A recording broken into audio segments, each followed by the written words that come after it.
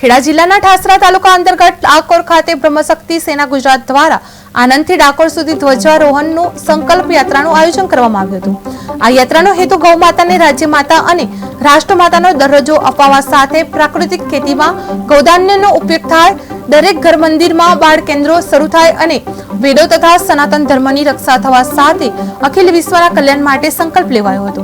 વાહનોમાં નીકળેલી આ યાત્રા દરમિયાન ભૂદેવોએ હર હર મહાદેવ, જય પરશુરામ અને જય રણછોડના નારા સાથે જોડાયા હતા। અંતે ડાકોર ખાતે શ્રી રણછોડરાયજીને 52 ગજની ધજા ચડાવી સંકલ્પ પૂર્ણ થયો હતો। પિન ઠાકર બ્રહ્મશક્તિ સેના ગુજરાત પ્રદેશ સંયોજક આજ રોજ બ્રહ્મશક્તિ સેના ગુજરાત દ્વારા ધ્વજારોહણ સંકલ્પ યાત્રા 4 નું આયોજન કરવામાં આવ્યું હતું।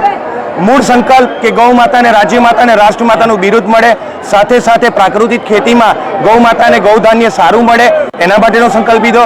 દરેક ઘર મંદિરની અંદર બાળ કેન્દ્રોની શરૂઆત થાય અને સંસ્કાર અને સંસ્કૃતિનું સિંચન થાય, વેદોની રક્ષા માટે, સનાતન ધર્મની રક્ષા માટે અને અખિલ વિશ્વના કલ્યાણ માટે આજે ગુજરાતભરના ભૂદેવો દ્વારા બ્રહ્મશક્તિ સેના દ્વારા આણંદથી ડાકોર ખાતે લગભગ 40 કિલોમીટર લાંબી 4-વ્હીલરથી આજે યાત્રા કાઢવામાં આવી હતી અને અલગ અલગ જગ્યાએથી ભૂદેવોએ હર હર મહાદેવ, જય જય પરશુરામ, જય રણછોડના નારા સાથે આજે કર્મની અનુભૂતિનો અહેસાસ કર્યો હતો અને 52 ગજની ધજા આજે ઠાકોરજીને ચડાવવામાં આવી હતી અને સંકલ્પ લીધો હતો।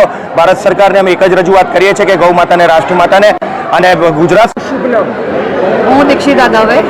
દીક્ષિતાબેન, આજે રાજા રણછોડજીના દર્શન કરવા તેમજ ધજા ચડાવવા આવ્યા છે, શું સંકલ્પ અને શું આપણા તરફથી બ્રાહ્મણો માટે કાર્ય છે?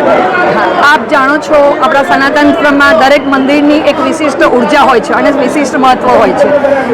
આજે બ્રહ્મશક્તિ સેના ગુજરાત દ્વારા એક નવા સંકલ્પ સાથે જે યાત્રા કરી છે ધ્વજારોહણ, એ માત્ર ધ્વજારોહણ નથી પણ એક સંકલ્પ યાત્રા છે।